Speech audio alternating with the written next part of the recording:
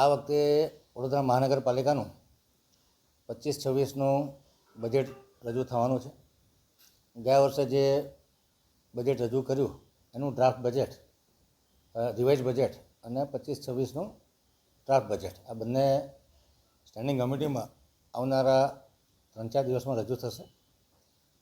આ વખતે વડોદરા એક નવો અભિગમ અપનાવી, ગયા વર્ષે પણ અપનાવતા, આ વર્ષે પણ અપનાવ્યું કે પાર્ટિસિપેટરી બજેટ, એટલે કે ઓનલાઈન નાગરિકોના સૂચન, રેસિડેન્શિયલ કોમ્પ્લેક્સીસના જે એસોસિએશન હોય એમના સૂચન, સિવિલ સોસાયટીના સૂચન, જાગૃત નાગરિકોના સૂચન અને એનજીઓના સૂચન, આ તમામ સૂચનો ઓનલાઈન આવી ગયા છે.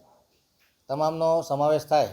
અમુક સૂચનો એવા હોય કે જે કામ કરવા યોગ્ય હોય, અમુક સૂચનો એવા હોય કે જે ઓલરેડી બજેટમાં લીધેલા હોય, અમુક સૂચનો એવા હોય કે જે ઇમ્પ્રેક્ટિકલ ના થાય હોય એવા, એટલે એને સેગ્રિગેટ કરી એને પ્રકારના સૂચનો સમાવેશ કર્યો છે. આજે બજેટ રજૂ કરતાં પહેલાં વડોદરા મહાનગરપાલિકાના 5 પદાધિકારીઓ, એટલે કે માનનીય મેયર શ્રીમતી પિંકીબેન સોનીની અધ્યક્ષતામાં ડેપ્યુટી મેયર, ચેરમેન, નેતા તમામ લોકો હાજર રહ્યા હતા.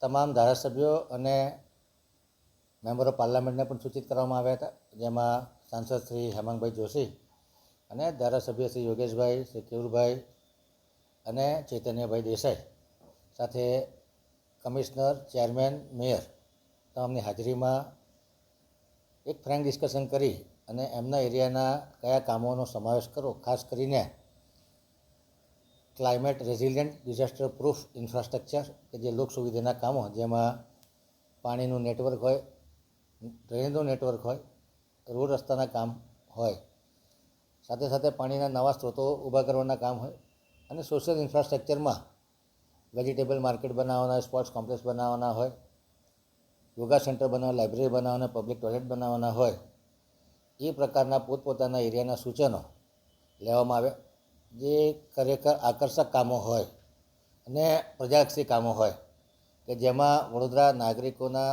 જે તમામ સ્ટેક હોલ્ડર છે, એમાં સિનિયર સિટીઝન હોય, મહિલાઓ હોય, બાળકો હોય, ટ્રાન્સજેન્ડર કોમ્યુનિટી હોય, તમામના માટે કંઈક ને કંઈક બજેટમાં વિશેષ પ્રાવધાન થાય એ પ્રકારના સૂચનો લેવામાં આવે અને સૂચનોનો સમાવેશ બજેટમાં કરવામાં આવશે અને બજેટ પ્રિપેર કર્યા પછી સ્ટેન્ડિંગ કમિટીમાં મંજૂરી અર્થે માનનીય કમિશનરશ્રી દ્વારા મોકલવામાં આવશે.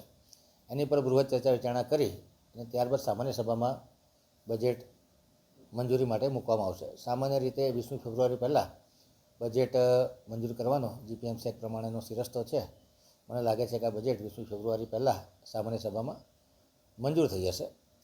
આ વખતનું બજેટ ખૂબ સારા નાણાકીય કદનું હશે, જેમાં વડોદરા શહેરના 19 વોર્ડ, 5 વિધાનસભા ક્ષેત્રો છે, એમાં એક સરખું એલોકેશન થાય અને વડોદરા શહેરનો સર્વાંગી વિકાસ થાય. વડોદરા શહેર સાચા અર્થમાં સ્માર્ટ સિટી બને, સસ્ટેનેબલ સિટી બને, ગ્રીન સિટી બને અને ઝીરો કાર્બન એમિશનવાળું સિટી બને, એ દિશામાં કામગીરી કરવામાં આવશે.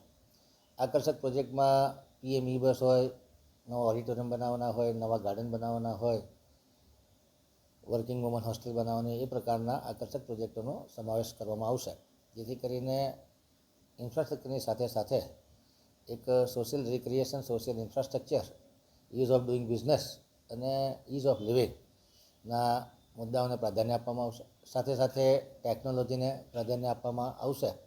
તમામ વસ્તુ ડિજિટલાઇઝ થાય અને તમામ પ્રોજેક્ટો જીઆઈએસ મેપિંગથી એક સેન્ટ્રલી મોનિટર થાય, એ પ્રમાણેનું આયોજન હાથમાં ધરવામાં આવશે. જે પ્રમાણે ફાયર સ્ટેશનોની સંખ્યાની જરૂર હશે એ પ્રમાણે ફાયર સ્ટેશન મૂકવામાં આવશે.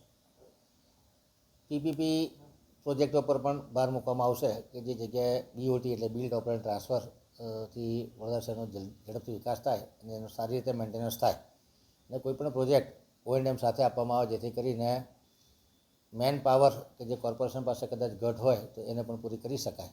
જ્યાં જ્યાં જરૂરી હશે ત્યાં મહેકમ કોર્પોરેશન દ્વારા ઊભું કરવામાં આવશે. રાજ્ય સરકાર, કેન્દ્ર સરકારની યોજનાઓ સમયસર પૂર્ણ થાય, સ્પીડથી પૂર્ણ થાય, સ્કેલથી પૂર્ણ થાય અને સારી ક્વોલિટીનું કામ થાય, જેથી કરીને નાગરિકોના સંતોષમાં વધારો થાય, નાગરિકોની સુખ સુવિધામાં વધારો થાય.